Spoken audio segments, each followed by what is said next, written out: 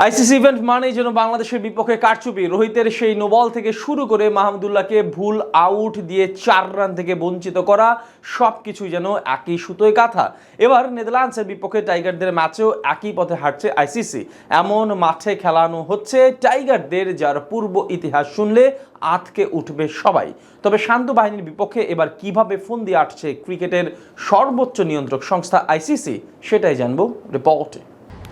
নেদারল্যান্ডসের সাথে ম্যাচেও টাইগারদের সাথে অবিচার করতে যাচ্ছে আইসিসি।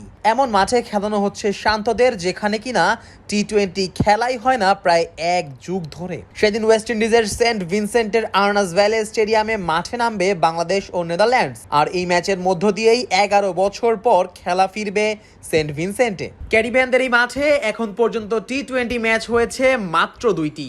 আর্নাস ভ্যালি স্টেডিয়ামে এই 2 ম্যাচের পর আর কখনোই খেলা হয়নি টি-20 ক্রিকেট। শুধু টি-20 না, টেস্ট ও ওডিআই ম্যাচের ক্ষেত্রেও একই চিত্র। 2014 সালের পর থেকে আর কখনোই সিনিয়র পর্যায়ে কোনো আন্তর্জাতিক ম্যাচের আয়োজন করা হয়নি এই মাঠে। সেই ম্যাচেরও সাক্ষী হয়েছিল বাংলাদেশই। স্বাগতিক ওয়েস্ট ইন্ডিজের বিপক্ষে সেই টেস্ট ম্যাচে 10 উইকেটের পরাজয়ে মেনে নিতে হয়েছিল বাংলাদেশের। 2014 সালে শেষ টেস্ট হওয়া এই মাঠে ওডিআই খেলা বন্ধ হয়ে যায় আরও 2 বছর আগে।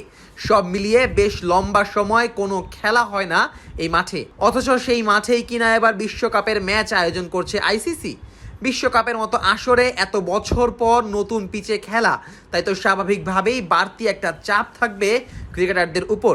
এমনকি মাঠের পারফরমেন্সে আসতেও পারে পরিবর্তন। এমন মাঠে তাই যাদেরই ম্যাচ খেলানো হবে তাদের জন্য বাড়তি সমস্যার সৃষ্টি হতেও পারে। আর সেখানেই কিনা নিজেদের গ্রুপের 2টি ম্যাচ খেলতে হবে শান্তর দলের। শুধু খেললেই হবে না, সুপার 8-এ যাওয়ার টিকিট নিশ্চিত করতে হলে জিততেই হবে 2টি ম্যাচ। এদিকে সেন্ট ভিনসেন্টের এই পিচের পূর্ব ইতিহাস খুব একটা ভালো না ব্যাটারদের জন্য। 2 ম্যাচে খেলা 4 ইনিংসে সর্বোচ্চ দলীয় সংগ্রহ ছিল 158 রান, আর গড়ের হিসেবে এই মাঠে প্রথম ইনিংসে রান হয়েছে 144। 2 ম্যাচের এমন পারফরমেন্স বলে দেয় ব্যাটারদের রান করাটা এখানে কতটা কঠিন। তার উপর আবার স্পিনারদের বাড়তি সুবিধা ঘুরিয়ে দিতে পারে ম্যাচের মোড়। পেসারদের তুলনায় এই মাঠে উইকেট পাওয়াটা বেশ সহজ স্পিনারদের জন্য। এখন পর্যন্ত এই মাঠে পড়া মোট উইকেটের 3 ভাগের 2 ভাগই নিয়েছে স্পিনাররা। তবে এই সব পরিসংখ্যান বদলে যেতে পারে বৃহস্পতিবার, কেননা যেই পরিসংখ্যান নিয়ে পড়ে থাকবে সবাই, সেটা হয়েছিল প্রায় 1 যুগ আগে। সাম্প্রতিক সময়ে কেমন আচরণ করছে উইকেট, সেটা দেখার কোনো সুযোগই পাবে না সাকিব রিয়াদরা। নেদারল্যান্ডসের সাথে ম্যাচে তাই শুধু পিচ দেখেই সেটা সাথে সাথে পরখ করে নিতে হবে অধিনায়ক শান্তকে। তবে আইসিসি চাইলেই পারত এমন নতুন পিচে টাইগারদেরকে 2টি ম্যাচ না খেলিয়ে হয়তো একটা ম্যাচ খেলাতে, তবে সেটা আর করেনি তারা।